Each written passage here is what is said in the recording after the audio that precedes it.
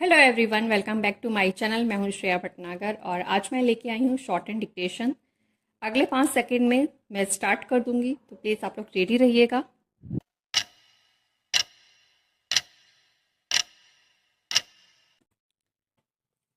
विदेश मंत्री एस जयशंकर ने ये कहकर एक तरह से अमेरिका को उसी की भाषा में जवाब दिया कि यदि आपको भारत की ओर से रूस से तेल खरीदने में परेशानी है तो आप उसे हमसे ना खरीदें।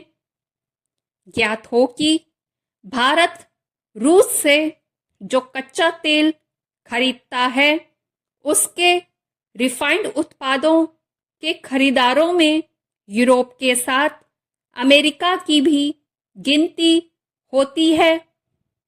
यह तथ्य सामने रखकर भारतीय विदेश मंत्री ने अमेरिकी राष्ट्रपति ट्रंप की दोहरे रवैये की बेनकाब करने का ही काम किया।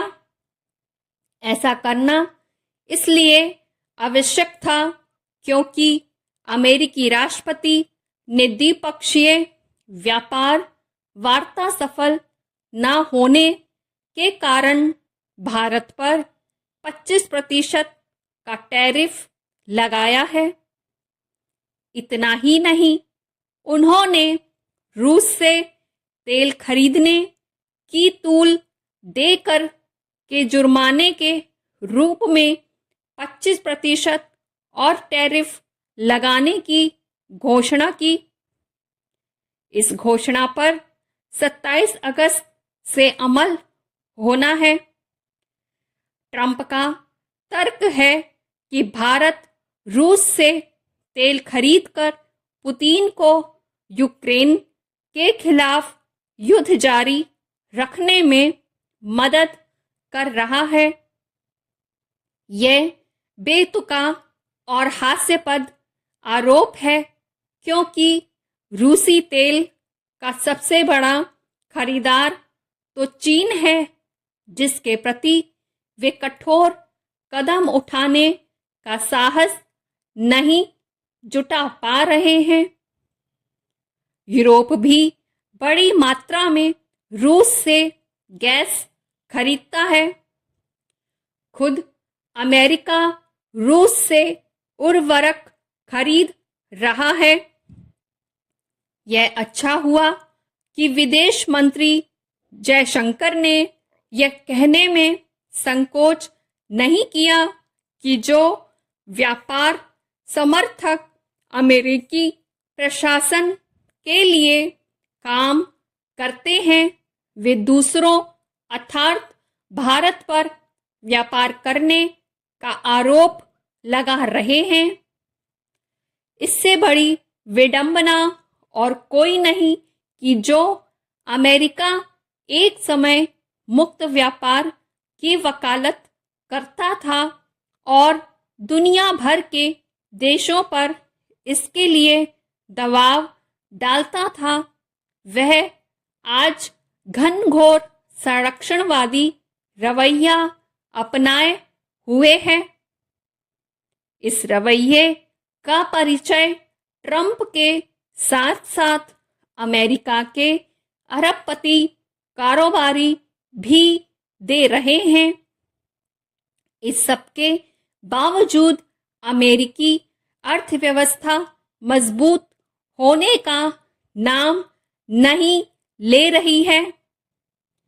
अमेरिकी राष्ट्रपति भारत के खिलाफ अपनी मनमानी टैरिफ नीति को लेकर चाहे जितने बड़े बोल बोले, सच्चाई यह है कि भारत अब उनके दबाव में आने वाला नहीं है। उसे आना भी नहीं चाहिए। विदेश मंत्री जयशंकर ने यही संदेश देने के लिए यह कहा कि भारत ने अमेरिका से व्यापार वार्ता के मामले में लक्ष्मण रेखा खींच दी है। वस्तुतः यह नए भारत का संदेश है। यदि ट्रंप ने अपने मनमाने रवैये का परित्याग नहीं किया तो अमेरिका को और मुश्किल होगी, क्योंकि अब वह इस स्थिति में नहीं कि भारत जैसे देशों को अपनी ऐसी सामग्री खरीदने के लिए बाध्य कर सके जो उपयोगी नहीं। वैसे भी अमेरिका मुख्यतः हथियार बेचता है और इसके लिए अस्थिरता एवं टकराव को बढ़ावा देता है। यह भी ध्यान रहे कि ब्रिक्स जैसे संगठन अमेरिका का मुकाबला करने के लिए कमर कस रहे हैं। ये थी मेरी आज की डिक्टेशन। उम्मीद करती हूँ आपको समझ में आई होगी, लिखते बना होगा और स्पीड मेरी सही लगी होगी। तो जैसा भी आपको लगा हो या कुछ इम्प्रूवमेंट की ज़रूरत हो तो प्लीज़ मुझे कमेंट करके बताइएगा। मैं उसमें चेंज करूँगी, अपने आप को थोड़ा सा इम्प्रूव करूँगी। और अगर पसंद आ रही है तो प्लीज़ लाइक कीजिए, शेयर कीजिए, चैनल को सब्सक्राइब कीजिए और चैनल पे यूं ही बने रहिए। मिलते हैं जल्दी एक नई डिक्टेशन के साथ। तब तक के लिए bye bye, take care, thank you.